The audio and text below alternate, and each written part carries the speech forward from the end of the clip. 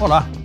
Um tsunami de medidas do Ministério da Educação tirou da zona de conforto os reitores, professores e estudantes de todas as universidades e institutos federais do país. Começou com o corte ou contingenciamento, como prefere o MEC, de verbas de orçamento das instituições na semana passada. Na semana passada foi a vez da apresentação do programa Futuras, definido pelo Ministério como a busca do fortalecimento da autonomia administrativa financeira e da gestão dos órgãos de educação superior. Para falar sobre essa tentativa de reestruturação educacional universitária, o Mais convidou o reitor da Universidade Federal do Pará, o doutor e professor Emmanuel Torini, cujo mandato termina no ano que vem. É com ele que eu converso agora. Doutor Torini, muito obrigado por estar aqui para a gente conversar sobre esse tsunami, né, que está se varrendo as universidades, os institutos e universidades públicas federais no país. Como o senhor está entendendo tudo isso? Bom dia, Guilherme. Muito obrigado por mais esta oportunidade de conversar sobre a universidade. De fato, nós tivemos o anúncio de um programa novo do Ministério da Educação, que traz uma série de propostas, algumas delas ainda não muito claras, né, voltadas a uma tentativa de trazer recursos privados para as universidades. Essa proposta vem no momento em que, como você mencionou, as universidades atravessam muitas dificuldades financeiras em razão de cortes e contingenciamentos nos seus orçamentos. Isso vem acontecendo já desde 2015 e hoje nós temos 30% do nosso recurso de manutenção bloqueado pelo governo. Não sabemos ainda se e quanto disto será disponibilizado. Então, estamos numa situação bastante difícil do ponto de vista dessa gestão orçamentária no momento em que a universidade continua crescendo, continua se fortalecendo, alcançando resultados que são muito positivos no campo acadêmico e científico, mas ainda sem uma solução para o seu financiamento. Então, o governo apresentou essa proposta que, em linhas gerais, né, naquilo que já se pode compreender, consiste de uma tentativa de captar recursos da iniciativa privada, de usar recursos de um fundo que o próprio governo constituiria a partir da venda de ativos imobiliários, mas destinar esses recursos para um fundo de investimento e, com os rendimentos desse fundo, alimentar algumas ações nas universidades. Além disso, o governo propõe que esta gestão destes novos recursos seja feita por uma organização social. OS. Uma OS. Então, isto é uma questão bastante problemática para as universidades, porque não fica claro como é que você vai garantir a autonomia da universidade, se uma organização social passa a ser responsável por um conjunto de ações de gestão da instituição. Então, aí há um terreno nebuloso. Substituiria o MEC? Não substitui o MEC também. Isso tudo não está claro, porque algumas atribuições pensadas para esta organização são atribuições que são exercidas pelo MEC e por outros órgãos. Por exemplo, o acompanhamento, né, da gestão da universidade por órgãos de controle já existe. Né? O TCU acompanha, a Controladoria Geral da União acompanha, o projeto fala também num sistema de controle, de auditoria das contas das universidades por esta OS, o que é também uma sobreposição com a atuação de outros órgãos do governo federal. E até então, conflito, né? Porque vai fazer o que já está sendo feito, né? Sim, sim. Uma boa parte do que está descrito no projeto, na verdade, já vem sendo feito pelas universidades. O projeto tem uma ênfase muito grande nessa preocupação com o investimento em inovação. A universidade já faz isso, a universidade já tem uma interação muito forte com o setor produtivo, não é? Nós temos uma agência de inovação muito bem sucedida, que já funciona há algumas décadas na universidade. Nós já temos aí quase 200 patentes, não é? Algumas delas, inclusive, patentes internacionais obtidas pela nossa universidade com essa mediação da agência de inovação. Nós temos um parque de ciência e tecnologia em parceria com o governo do estado. Então, várias dessas coisas que estão previstas no projeto são coisas que a universidade já faz, né? O que nós precisamos, de fato, é uma solução para o financiamento das instituições, não é? E é bom saber que o governo reconhece isso. Na medida que o governo apresenta esse projeto, ele está reconhecendo que os recursos hoje destinados para as universidades são insuficientes, não é? Agora, a alternativa que ele oferece não é uma alternativa via orçamento federal, é uma alternativa de constituir um fundo, não é? E com os rendimentos desse fundo financeiro, por meio de uma OS, passar a executar certas ações dentro da universidade. Isso tudo para a gente é uma novidade e não está claro que seja necessário, porque a universidade tem outros mecanismos também para receber recursos além do orçamento, não é? Nós temos uma fundação de apoio, nós agora podemos constituir, a partir de uma lei aprovada no governo passado, bem recentemente, podemos constituir um fundo patrimonial para receber doações e aplicar em projetos também, sem precisar criar uma estrutura paralela de gestão da universidade, que seria a OS. Então, isso tudo ainda não está claro, as universidades todas estão analisando com cuidado esse projeto, mas uma coisa que é preciso dizer é o projeto como um todo, ele não faz um detalhamento de como essa OS vai funcionar, de como serão essas relações, e ele, para ser executado na forma como está formulado, ele depende da modificação de muitas leis, não é? Então, isso tudo precisa ser muito bem esclarecido antes que a gente... Ou seja, passará pelo Congresso. Necessariamente.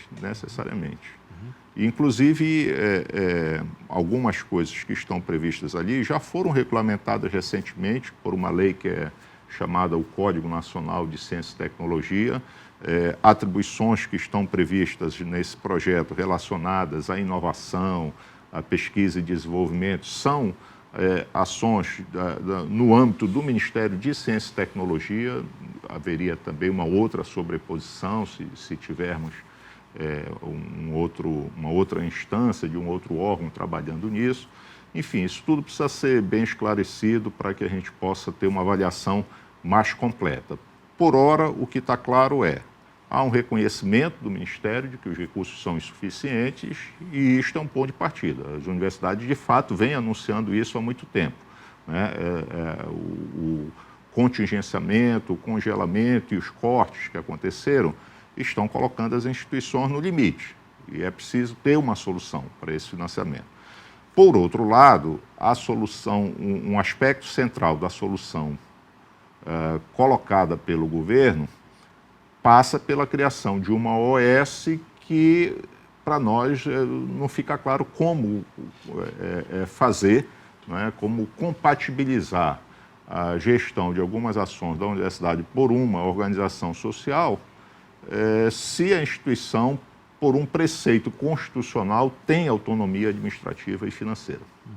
Há algum risco, o governo nega, de a universidade ser paga? Este projeto não faz nenhuma referência a cobranças, o Futuris, a não ser... né? O Futuris. O Futuris. Ele só faz referência à cobrança de cursos de especialização que hoje já podem ser cobrados. Não são necessariamente, alguns são, outros não, mas atualmente esses cursos de especialização podem ser cobrados. Os cursos de graduação, de mestrado e doutorado são gratuitos e não há nenhuma referência no projeto acerca da cobrança de anuidades para esses cursos. Há também um risco de uma internacionalização da universidade, né? Inclusive para colocar recursos de fora do estrangeiro nas universidades brasileiras.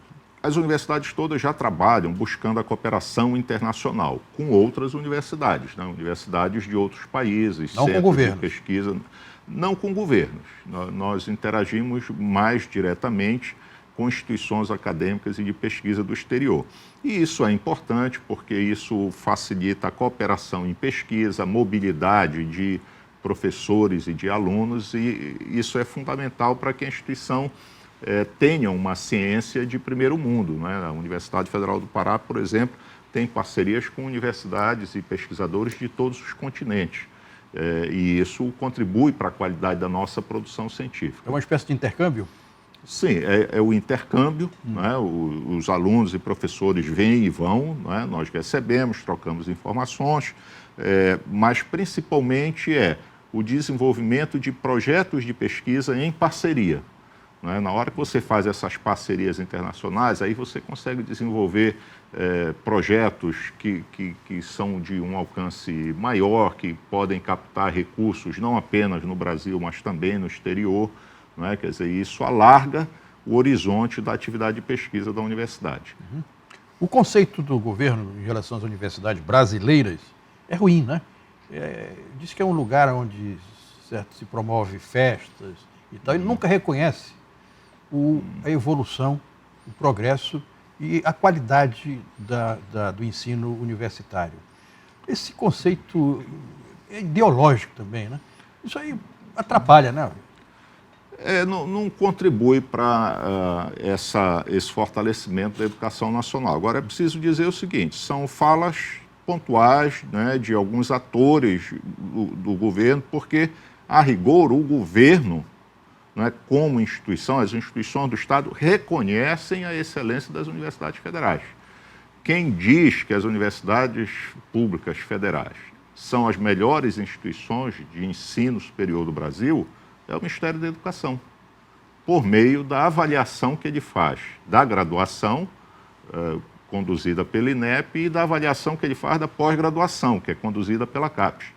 Todos esses sistemas de avaliação mostram que nós temos os melhores cursos, nós temos os melhores professores, nós produzimos a quase totalidade da ciência de ponta nesse país, nós mantemos estruturas de atendimento à comunidade, incluindo hospitais universitários, museus, cinemas, que são de excelente qualidade. Então, é o governo quem diz que as nossas universidades são muito boas, não somos nós. E isso é repetido por entes externos que avaliam as universidades. Quando você pega o ranking, né, por exemplo, há um ranking brasileiro que é o ranking de universidades da Folha de São Paulo. Esse ranking, quando você pega, você olha, as 30 melhores universidades do Brasil, são quase todas federais. A Universidade Federal do Pará está lá, 27º lugar, a 27ª instituição do país. Você vai para rankings internacionais, a mesma coisa. O ranking internacional de maior prestígio é o Times Higher Education. Você entra no Times Higher Education, só tem 32 instituições brasileiras. Nas 1.250 que tem lá, quase todas são universidades federais. A Universidade Federal do Pará está lá. Então, pega dentro do Times Higher Education, o ranking das melhores universidades da América Latina. Né? As brasileiras que estão lá são quase todas federais. Portanto, a qualidade das universidades, não precisamos nós dizer, porque os que nos olham de fora dizem isso, né? Que nós somos boas instituições, que nós fazemos o melhor trabalho no país na área de educação superior. A avaliação é boa, né? Tranquilo. Doutor Emânio, vamos fazer um pequeno intervalo. Na volta, a gente vai continuar conversando sobre isso. Eu proponho que a gente aborde esses cortes, eles não são de agora, eles vêm acontecendo ao longo dos governos, cortes pontuais nos recursos das instituições federais. De que forma isso afetou? Porque no Rio de Janeiro, a Universidade Federal do Rio de Janeiro não está conseguindo pagar a luz, certo? Da instituição. Então eu gostaria, no segundo bloco, a gente conversar um pouco sobre assim, o efeito desses cortes no funcionamento da universidade. Certo. O Mais volta já já. O Mais está de volta. Eu converso com o reitor da Universidade Federal do Pará, Dr. Emânio Tourinho, sobre os efeitos na universidade, no ensino superior, das medidas tomadas pelo governo federal. Tourinho, antes do intervalo, então, eu propus que a gente conversasse um pouco sobre essa questão dos efeitos dos cortes no funcionamento da instituição. E eu lembrei, por exemplo, a Universidade Federal do Rio de Janeiro, ela não está conseguindo pagar a luz. De que forma afetou o funcionamento da Universidade Federal do Pará? Bom, todas as atividades da universidade sentem, não é, essa restrição orçamentária, na medida que nós não temos recursos para atender todas as necessidades da instituição. Vou lhe dar um exemplo de algo que está sendo prejudicado ao longo desses anos, a manutenção predial. Nós temos um campus que completou 50 anos. Uma cidade aqui. É uma cidade, a cidade universitária, José da Silveira Neto. Ela, então, requer um investimento permanente de manutenção e não há recursos suficientes para a manutenção de todos os prédios, todos os laboratórios, todos os equipamentos, não é? Então, isso é uma dificuldade, fora outras. Por exemplo, muitas coisas que nós poderíamos estar fazendo já como desenvolvimento da nossa capacidade de atender a sociedade dependem de um recurso de investimento que nós não temos. Então, nós freamos um pouco algumas coisas por falta de recursos. Mas temos feito um esforço grande de gestão para otimizar os recursos, o uso dos recursos disponíveis e evitar situações limites como essa de não pagamento de energia ou de fornecedores ou das empresas terceirizadas, não é? Temos feito um esforço e conseguido manter o nosso programa de assistência estudantil, que hoje é fundamental, porque 85% dos alunos da Universidade Federal do Pará vêm de famílias de baixa renda. Não é? Quer dizer, então, se nós não tivermos esses programas de assistência estudantil, esses alunos não têm condições de permanecer na universidade. E temos conseguido manter alguns programas que são programas estruturantes, que têm nos permitido dar saltos de qualidade, graças a recursos de emendas parlamentares. Nos últimos 2 anos, nós conseguimos emendas da bancada parlamentar do Estado do Pará, emendas impositivas. São individuais. Tem então, as individuais, não é? E tem as de bancada. Nós temos conseguido emendas individuais de vários parlamentares e temos conseguido uma emenda grande de bancada, que é impositiva e que nos permite manter a execução de projetos que para nós são fundamentais. Vou lhe dar um exemplo. Nós temos um projeto para, em 4 anos, recuperar 300 laboratórios de ensino. E é um projeto que está transformando o ambiente de formação na graduação, na universidade, criando condições, inclusive, para uma renovação dos projetos pedagógicos, e esse projeto está sendo mantido graças ao recurso das emendas parlamentares. Então, somos muito gratos à bancada paraense, que tem sido sensível, né, e já estamos trabalhando para obter uma emenda para o próximo ano, para poder mantermos essas ações. Então, são esforços que a gestão faz para ir contornando essas limitações financeiras. Mas é importante dizer, nós poderíamos estar fazendo muito mais, né, se não tivéssemos essas restrições. O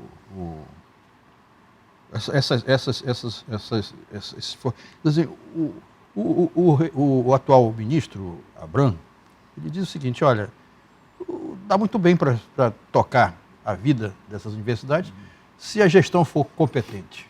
Então, ele sempre atira nessa direção. Tá? Ele simplifica. Olha, se a gestão for competente, não tem problema nenhum. A gente faz esse corte e ela continua vivendo. Guilherme, nós não temos nenhuma dificuldade de discutir a eficiência da universidade. A Universidade Federal do Pará é uma das instituições mais eficientes, que tem melhores resultados com condições que não são adequadas, inclusive, não é? E estamos abertos a qualquer debate sobre isso. Eu lhe disse que a nossa instituição é uma já das mais importantes. Nós somos hoje a maior universidade federal em número de alunos. Nós estamos em mais de 70 municípios paraenses. Nós temos uma das melhores taxas de sucesso de todo o sistema federal de educação superior. Vou lhe dar um exemplo. Taxa de sucesso qual é a proporção de alunos dos que entram, que se forma. A média nacional é ali em torno de 50%, no setor privado até um pouco abaixo disso. A Universidade Federal do Pará tem uma taxa de sucesso de 76%. É extraordinário. Excepcional. Excepcional.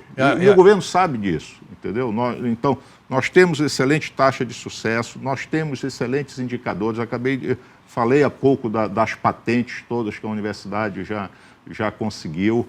Nós estamos entre as 12 instituições com maior participação no Sistema Nacional de Pós-Graduação, que é o sistema de oferta de cursos de mestrado e doutorado, que requer qualidade acadêmica e científica para que um curso seja autorizado. Então, você tem uma ideia, há mais de 400 instituições no Brasil que oferecem mestrado e doutorado. A Universidade Federal do Pará está entre as 12 que tem o maior número de cursos de mestrado e doutorado. Somos os maiores formadores de mestres e doutores na Amazônia, somos os maiores produtores de ciência sobre a Amazônia no mundo. O maior número de publicações sobre a Amazônia sai da nossa universidade. A taxa de impacto das nossas publicações em parceria com pesquisadores estrangeiros é maior do que a média nacional. Então, nós não temos problema de discutir eficiência, qualidade da gestão, não é? Porque nós trabalhamos muito bem, nós entregamos para a sociedade resultados que são extraordinários. Isto num cenário em que é um cenário de incerteza, de insuficiência de recursos. Não é? Professor, o Futurice, ele, segundo o projeto, ele é facultativo. Se aderem ou não. Sim. Qual vai ser a posição da universidade em relação ao Futurice? Esta posição vai ser decidida pelo Conselho Superior da Universidade após uma análise mais... Esse Conselho Superior é formado com? Com representações de todas as unidades da universidade. Então é um conselho interno? É um conselho interno da universidade, depois de uma discussão aprofundada da proposta. Agora, só será possível tomar uma decisão depois que ficar um pouco mais claro como é que esse programa efetivamente se torna realidade. Não é?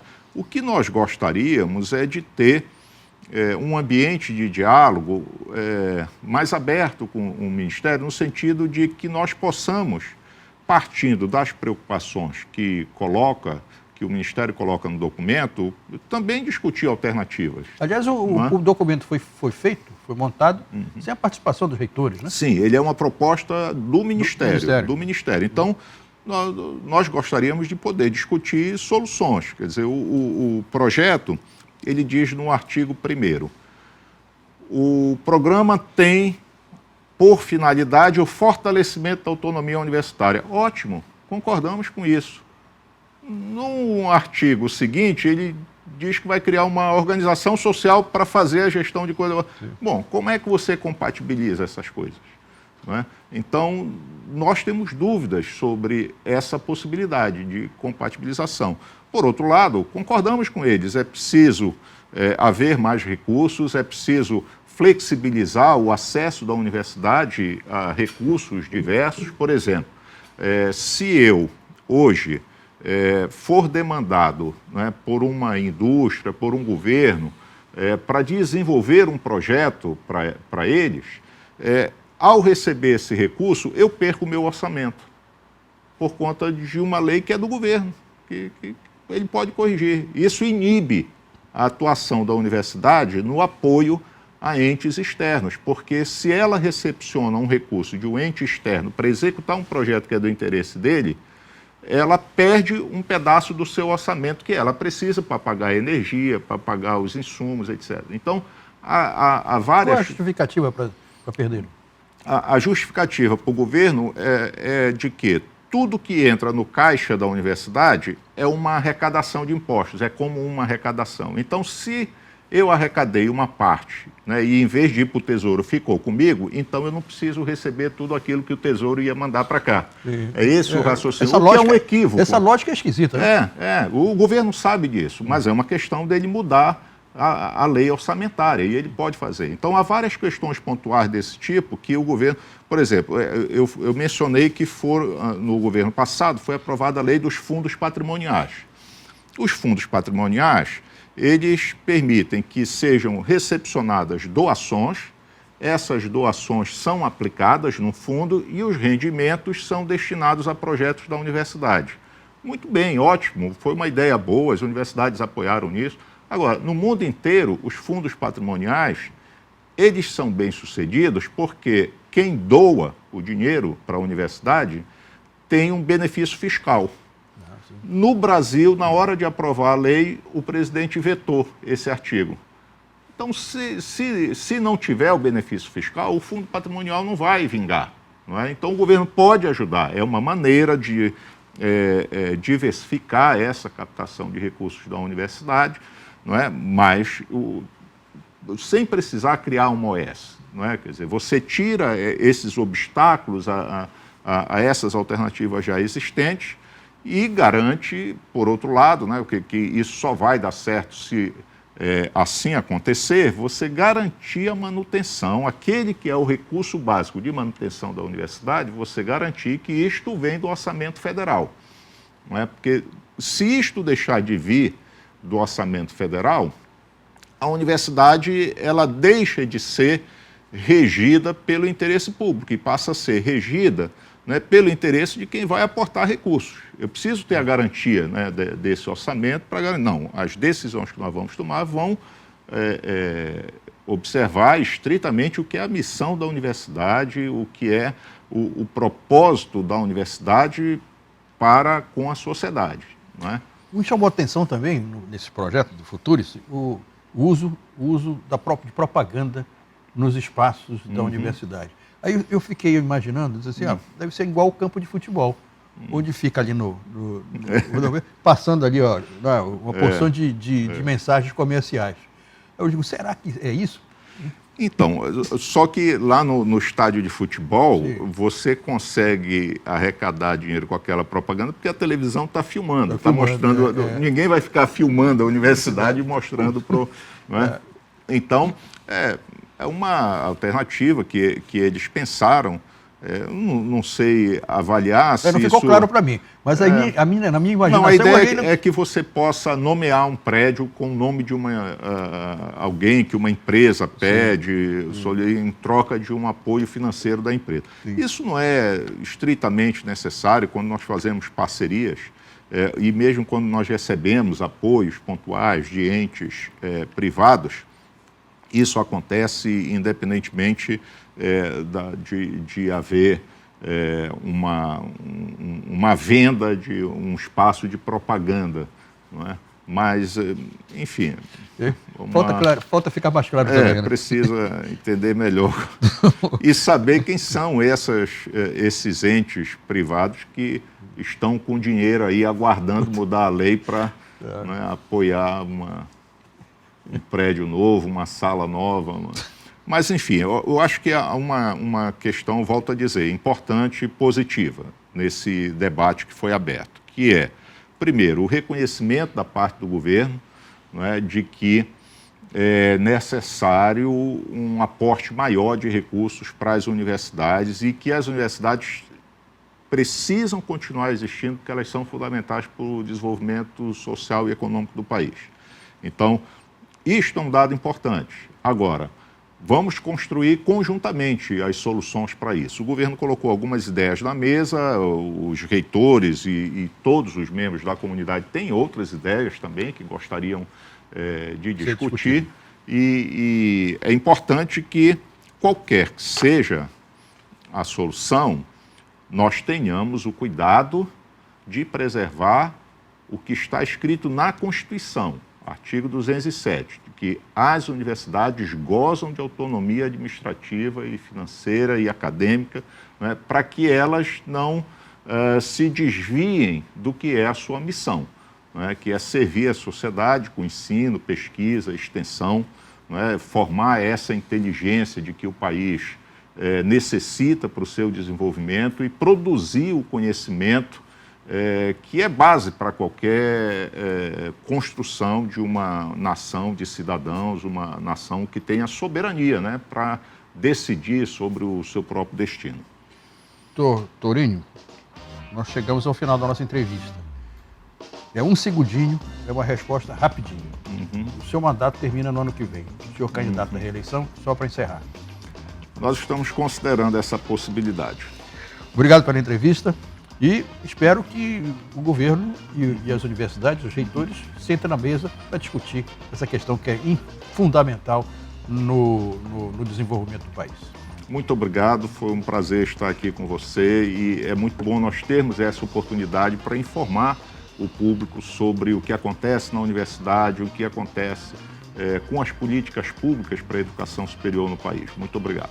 Eu já está convidado, depois da reunião com o governo. Tá certo. Conversar novamente. Tá bem. Obrigado pela entrevista. Obrigado. O Mais volta no próximo domingo. Até lá.